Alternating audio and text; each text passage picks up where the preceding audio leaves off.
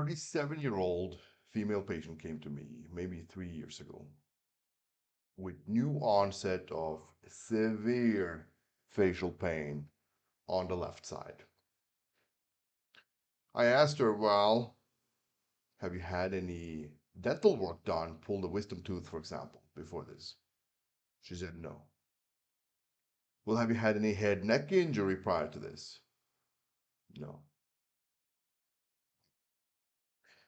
Well, she's 38, guys, so then where the hell did this come from? In this video, we're going to talk about the association between psychological stressors and pain. And this is a very important video, in my opinion. I hope you will enjoy it. So I started asking her, well, is something stressing you then? What happened between right before and 12 months prior to onset of your symptoms? Well, she had a divorce, and it was a brutal divorce, unfortunately, and she was suffering. And fairly shortly after, some 6 months or so, she started developing trigeminal neuralgia. Let's talk about bracing. In my opinion, bracing is the bridge. It is the bridge, in my opinion, between psychological stressors and often chronic musculoskeletal pain. There's a great consensus in the medical communities that stress is a common cause of chronic pain, but it is often referred to as a psychosomatic pain that, well, no one really likes to say it, but what they're really thinking, though, guys, is that you're not necessarily making this up, but you're sick enough or distressed enough that your body's supposedly creating these symptoms from the mind. Now, you might have heard that low back pain, for example, affects up to 80% of the population. And low back pain, in large, is considered to be a psychosomatic disorder. High prevalence amongst patients with depression, low socioeconomic status, and so on. But does it make sense, guys, that up to 80% of the population, I shouldn't laugh, but it's just ridiculous. Does it make sense that up to 80% of the population are so mentally distraught that they develop physical symptoms? Does that make any sense? In my experience, that's complete bullshit, guys. Now, this is just my opinion, my take on it, but I have a lot of experience with this, and I also have very good results treating this. And my impression is that what happens actually, and it might be psychogenic, it might, on the top of the pyramid, there might be a psychological stressor causing the onset of symptoms. But what happens, in my opinion, in my experience, is that something is causing the patient to be very tense, holding their breath, clenching the diaphragm, clenching the abs, involuntarily making a valsalva throughout the day. And it causes all kinds of problems, clenching the jaw, clenching the glutes, clenching the groin, etc. Back in 2016, I think, I started seeing a relationship that patients who came into my clinic who happened to be very high-strung for whatever reason. And this is usually more evident in men. Women hide it better. Men tend to have more like a staccato pattern, and they just seem much more high-strung. But I started seeing a relationship that these patients also tended to have a much, much higher prevalence of all kinds of musculoskeletal disorders. The patient could be just 25 years old, but he had neck pain, jaw pain, shoulder pain, back pain, you name it. Seemingly healthy, young patient. Why is that? History of trauma? No, but at least no physical trauma. So where is all this stuff coming from? And over the years, I have reached a point where I am personally convinced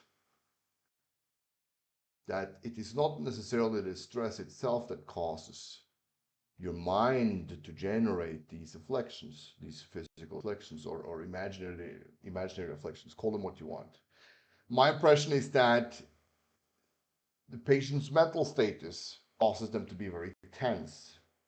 And being very tense is a good protective mechanism if you're undergoing a dangerous situation. Let's say you're in a fight or whatever.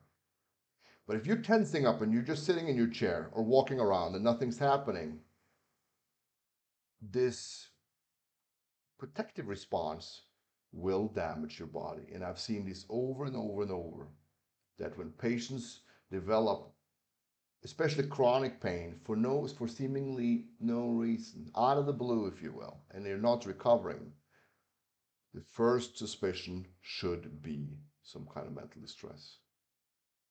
Now, is the mental distress is this all in your mind? I think I already answered that question, but is this all in your mind? No.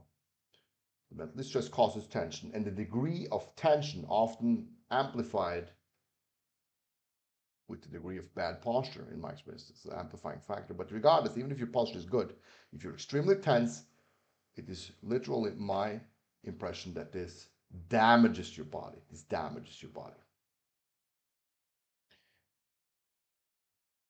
I have found that this causes, let's say you have a patient who's 20 years old and they already had their first neck or low back hernia.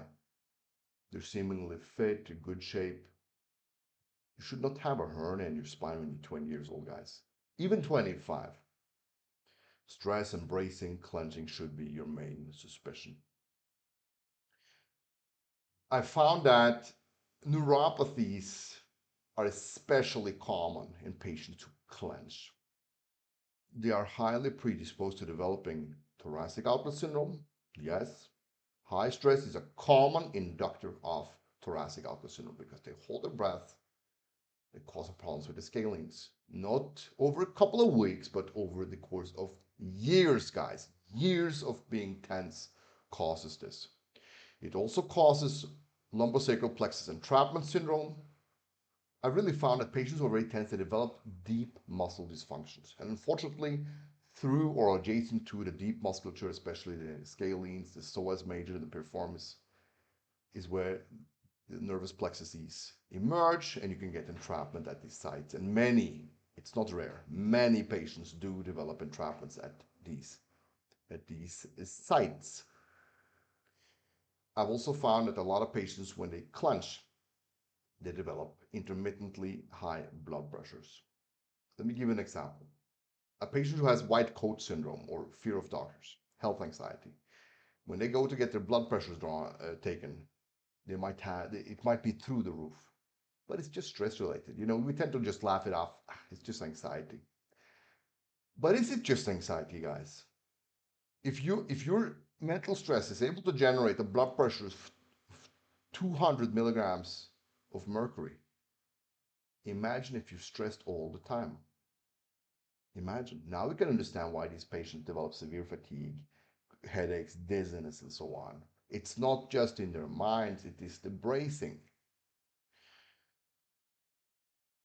This is also very common. You know, I find that intracranial hypertension, although that might be a bold statement for a lot of people, but intracranial hypertension, common development in patients with very high stress, and especially patients who let their high stress manifest in bracing. Some patients might have anxiety and they have no symptoms. Could it be, and I'm just speculating, could it be that patient A has anxiety, severe anxiety, but they choose to isolate themselves so it does not manifest in the same degree of bracing, whereas patient B might suffer from PTSD, anxiety, whatever. But they refuse to stay at home, so they keep working, keep socializing, but they're clenching up to cope for that, and that's why they're getting worse and worse physically. I found this empirically, this seems true to me. Not in all circumstances, but in many. Especially for men, the notion that one is very tense. Well, this can be difficult for women as well, but especially for men, you know, we're more stubborn and have more stupid pride. A lot of men are in denial for this problem. No, I don't have anxiety.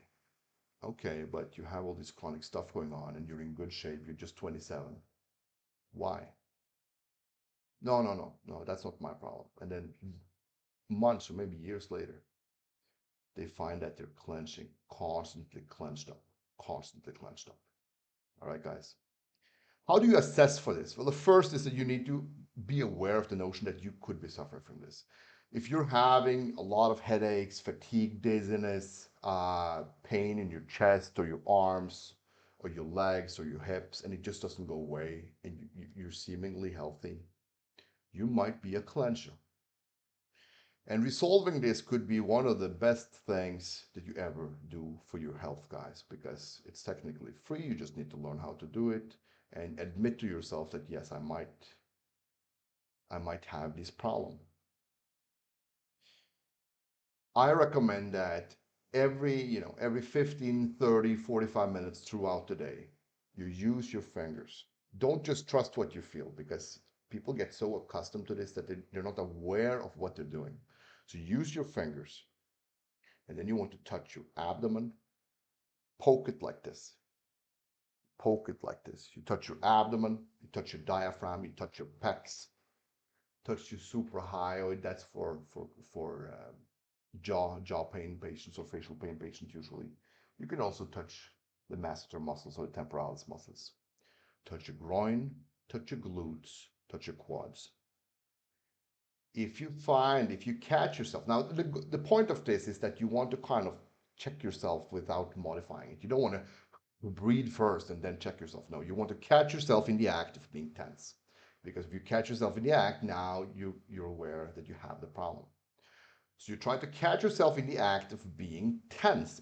And if you catch yourself, you try to stop being tense. Take a breath, relax, recheck. And if it's now relaxed, let's say it's the abdomen, good. You also want to see if you're breath holding, guys. See if you're breath holding and see if you're kind of clenching in that diaphragm. You don't want to do that. So if you catch yourself doing this, you stop clenching up. And then you want to recheck it again in another 30 minutes. If you catch yourself doing it again, don't worry. This is good because one, you're catching yourself doing it, and two, you obviously have a significant problem with this. Don't worry, do the same protocol, try to relax, and you repeat every 30 minutes. Now, week to week, you might not see a huge improvement, guys, but month to month, if you're motivated, there will be an improvement, and you will see that your health will improve. I'm looking at my sheet here, and I think I've gone through everything. Like I said, this is a common cause, not rare, not rare. This is a common cause of fibromyalgia, which in my opinion is just nerve pain. It's TOS and LPS. Obviously, common cause of, like I said, thoracic outlet syndrome, all kinds of neuropathies, upper lower limbs. Obviously, you want to exclude systemic neuropathies first, like diabetic, MS, and so on. Common cause of migraines, headaches, common cause of premature spinal degeneration, along with bad posture, of course. And if you're super, super tense and you have bad posture, obviously that's very bad for your spine. And I could explain why some patients get hernia, their first hernia when they're 60 or 70, and others get it, when they're 15. If you get a hernia when you're a teenager, that's not normal, guys. That's not normal. You cannot just blame weak connective tissue. That's not normal. Such a patient would most likely be under a lot of stress and a very high bodily tension. There's one thing I forgot to say. I mentioned this in my recent neck hinge forward head posture video. This is not so easy to check on yourself, but you want to see if you're clenching your neck. This is not something you can see because people do this involuntarily and they hide it really well. So what I like to do, I put them in a proper posture. You can even just check them on baseline, but this is best for a third person to do on the patient, just to induce this mild portion. There should be zero resistance. You should just get this beautiful axial rotation, this pivoting, without any resistance whatsoever. If there is resistance, even the slightest resistance, the patient is clenching their neck. They need to try to be long in the neck and relax the spine. Use minimal effort. This is a key phrase. Use a minimal effort to maintain a beautiful posture. You do not want to be tense. There are some caveats here, of course, because some muscles, if the muscle is just weak, you will feel tense because you're weak. That doesn't necessarily mean that you're clenching more than you should. So we're talking about unproportional amount of muscle force. For example, for the abdomen, if you palpate your abdomen and it's, I don't know, 6, 7 out of 10 in tension, that's not normal, guys. It should be 2, 3 out of 10. That's normal. So unproportional amount of tension. That's really what we're looking for. Or clenching things that should not be clenched. So non-postural muscles, which are more or less the things I just talked about. So I hope, and I do believe, I sincerely believe that this will be helpful for a lot of people. It's not all, if you have this problem, guys, don't believe what they're telling you. Don't believe that this is just anxiety and just imagining your symptoms. You're not. But it probably is psychological to some extent. And like I explained, top of the pyramid, some kind of psychological stressors. Some patients are just high-strung for no reason. You know, sometimes I talk with patients and they say, I have anxiety. No. History of PTSD, something like that. No, nothing like that. And then I did, well, that's strange. Well, where did these symptoms come from then? And then I asked, well, do you think you're high strung? Are you a tense person? And they're like, yeah, I've always been super tense, but I don't feel stressed. This is a small amount of patients, guys. If I were to guess, maybe 5% of the patients who do this or less. Most patients clench because they're stressed. And then a very small amount of them stressed because they're just, well, they clench because it's just a tense person. Regardless, you being tense because you're stressed or you being tense because you're just like that, stop clenching. If you stop clenching, you will see that your physical symptoms will improve even though you still might have anxiety or whatever. If you simply can't stop clenching, well, this is a small portion of at least my patients. I would say less than 10% of my patients are simply, if they're motivated, are simply unable to stop clenching. No improvement whatsoever. In cases like this, guys, then you would probably have to deal with the underlying causes of that, any kind of psychological trauma. You could try some medical treatments, talk with your psychiatrist. But this is really a small proportion of these patients. The absolute majority of patients have, let's say, a manageable amount of anxiety or stress, and they can overcome that tension by focusing on learning new habits, guys, on changing their habits. Let's look at this more as a bad habit rather than just a psychological problem. Because like I said, there's plenty of anxiety patients who don't have such an amount of physical affliction. Another thing I want to mention is that in the beginning, when I noticed that a lot of these chronic pain patients were very tense, I sent them to a good friend of mine who is a sports psychologist. And wouldn't you know, first of all, none of the patients got better. And these were all very motivated patients. None of them got better with psychotherapy. Now, I'm not going to say that psychotherapy doesn't work. And this was over a fairly short period of time, 2-3 months. But none of them got better. And wouldn't you know, I also found that the psychologist, he was also clenching pretty bad, wasn't he? And also had a lot of physical problems going on. So after this, what I did was that I told the patient, well, because we can't just give up, I told them, well, let's try to just treat it as a bad habit then. So let's just forget about the mental aspect of it. And let's just try to stop clenching. And behold, for the vast majority of these patients, we started seeing a lot of improvement, guys. Okay, this is a long video. We're almost 20 minutes in. I hope you enjoyed the video. I hope that you take this seriously if you think this is you. Because treating this can change your lives, can really change your life. And the treatment approach, it's free. It's free. You just need to be motivated and you need to follow the protocol seriously, like I showed you. So I hope this was helpful and I wish you all a great day, guys.